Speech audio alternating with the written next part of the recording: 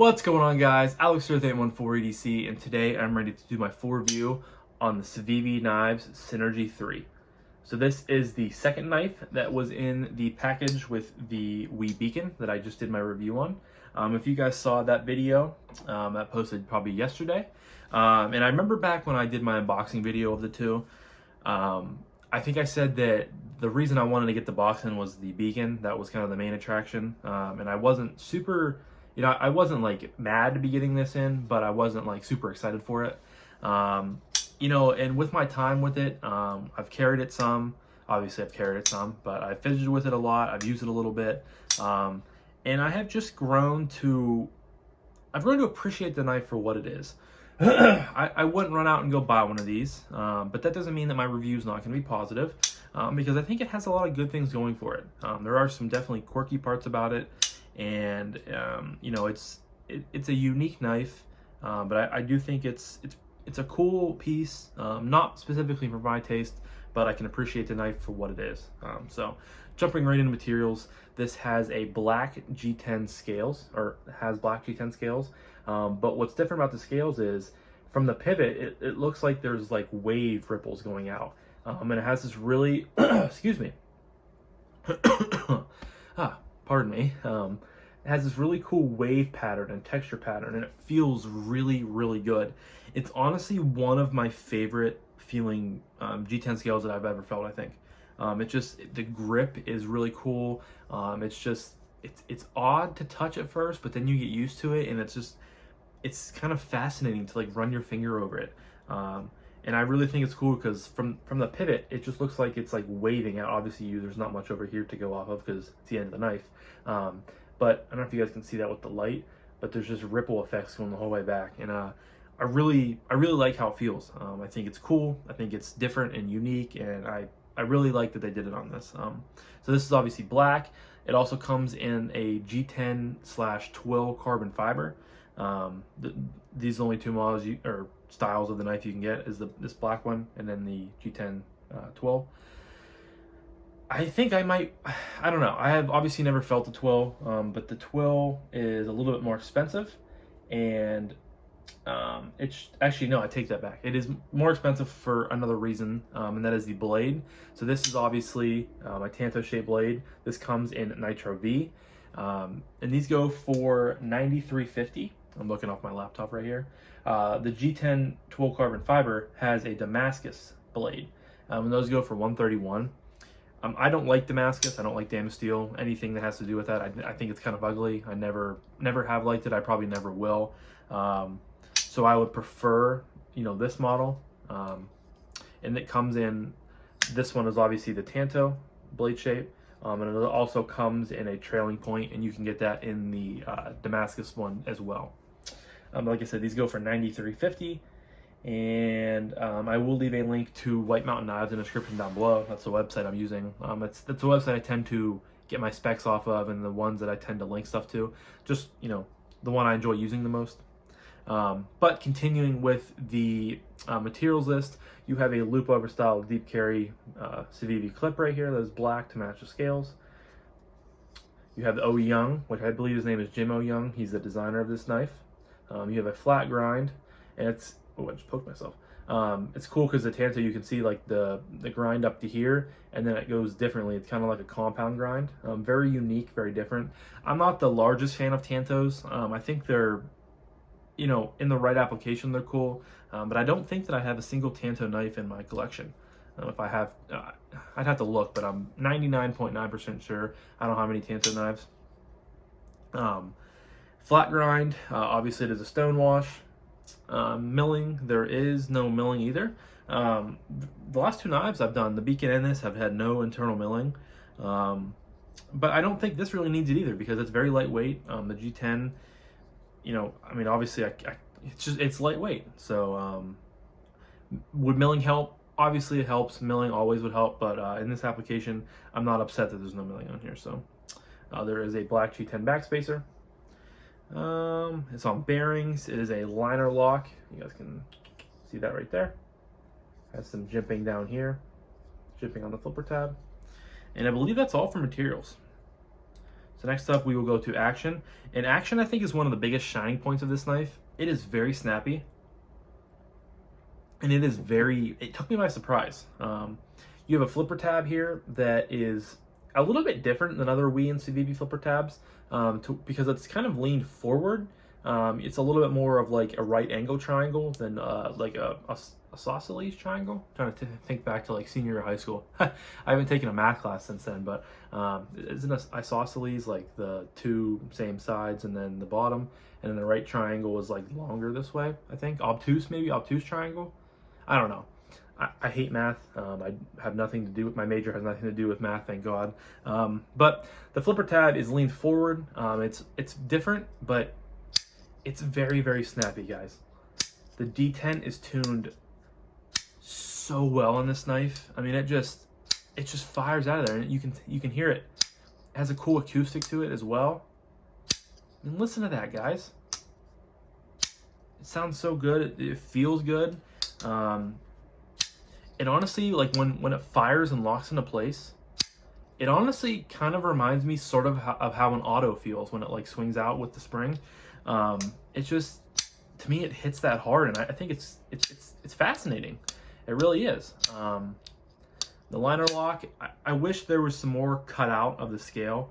I mean, you have a little bit, like maybe, I don't know if you guys are going to pick that up or not, and you have a little bit sticking out there, but I kind of wish this other scale was, sculpted out a little bit, because that's one complaint about having this knife is you really just have to shove your thumb up in there, and it gets old, it gets a little bit tiring. Your thumb definitely gets eaten up a little bit, as you guys can see from the jimping. But obviously this is a flipper only knife, so you're only able to do just the flipper. But as flipper knives go, I tend to like to have more than one deployment method on my knives. But for a flipper only knife, this is really well done. The D10 is just trying to fail it. See, I was trying to fail it and I couldn't. It's probably one of the best D10s I've felt in quite a while, and that's saying something. So, but drops to your nail, shake it shut. Oh, very smooth, very smooth. Really, really enjoy this knife for action. It's very fun to fidget with. I really just wish that the lock bar had easier access, because then you wouldn't eat your thumb up so much. But yeah, action's very good. We'll see about blade play. There is a hair bit of blade play, but not bad at all. I'm sure you could tune that up and do everything you do to it and get it with no blade play and still have good action. But this is a pass around knife, so I'm not going to take it apart. But yeah, action is good. Detent and just deployment, so snappy, so smooth, just awesome. So next up is ergos. And this is also a very, kind of pleasant surprise, because looking at the knife, I wasn't sure if it'd feel comfortable in my hands. But I get full 4 fingers on here with a little bit sticking out. The knife it kind of has, some ridges, and it just kind of flows. It's not straight really at any part, because you have a dip here and then kind of a swell, and then it just tapers off towards the back. And then you have a dip here, a swell, a dip, and then it tapers off as well. It's very comfortable. I really like how the spine is crowned on this knife. I wasn't expecting to see that from a Civivi. I think that's really cool. Instead of jimping, because you can get a really good purchase up here. You also have this sort of flipper choil area, landing area up here, and you can get choked up, and you can get an even better grip if you're going to be doing more precise cuts. Getting in there and being very diligent with what you're doing. This can allow you to do that. Again, very similar to the Beacon's pocket, but not as bad, because this isn't as proud. But Civivi knives with the loop over style, deep carry ones, they tend to stick a little bit proud of the knife. So when you're choked back in here, you're gonna feel that clip, but it's not as bad of a hot spot as on the Beacon was, and even it wasn't too bad. But you guys can see, try to show a visual representation. You guys can see that I guess they're pretty similar. I think the Beacon is a little bit higher. Proud of the knife, but this one's not terrible at all. And then when you get choked up into that choil, you're moving up on the clip, not going to feel it as much. And the G10 provides a very good grip, with all these ridges and stuff like that. You're going to be locked in, and it's comfortable. I didn't think it would be as comfortable as it is. just looking at how kind of a funky looking knife it is. But it definitely surprised me. So next up is carry. And as I already said, this is a very lightweight knife. You add that to the loop over style deep carry clip that goes to the butt end of the knife, and you have a recipe for success with carrying. You just pop it in a pocket. You do have a flipper tab down here. The jimping is not going to catch your skin at all. Even if your hand bounces off or touches it, it's just going to bounce right off of it. No sweat. I had no issues at all. It carries super well. I feel like a broken record sometimes when I'm talking about carry, because in my opinion, I don't really have too many knives that carry too bad. And when I don't like how a knife carries, I really do hammer home that I don't like it. But I feel like most of the knives I have come across my channel, either in my collection or from a pass-around group, they all carry relatively well. So I feel kind of like a broken record at that point. But I really don't have a complaint about it. Goes to the butt end of the knife. It carries well. It disappears in the pocket. It's not a very, very big overall package. It works very well. So yeah, it carries well. And moving on to my last category of price point and would I recommend this knife? I think I would recommend this knife. I think it's for $93. I think you're getting a pretty good, package of materials. But I think it has to be for the right person. Like, I'm not, again, the biggest fan of Tanto blades. And overall, you can't deny this is a very funky and very interesting looking model. With the fact that it's different. I always thought that this was kind of an ugly knife before I had the chance to sign up for it on the pass-around group, and I still think that it's not the best looking knife. Have I grown to appreciate it a little bit more? Yes, I have, but I don't think it's the best looking knife in the world. Like, I think I would put this up to any knife that I have in my case or on my table right now, and I would easily say that this is probably, other than the Tulip, which is this little tiny Kiradashi style blade that I don't like right away. I got it in yesterday. I would have to say this is probably the ugliest knife that I have on my table right now. That doesn't take away from the fact that it's a good knife. You're getting good materials. You're getting really unique and different G10 that I have not seen in a while or much at all, with this cool pattern. You're getting a very usable loop over style deep carry clip. You're getting a flipper tab that works well, and the detent is just tuned to perfection on this knife.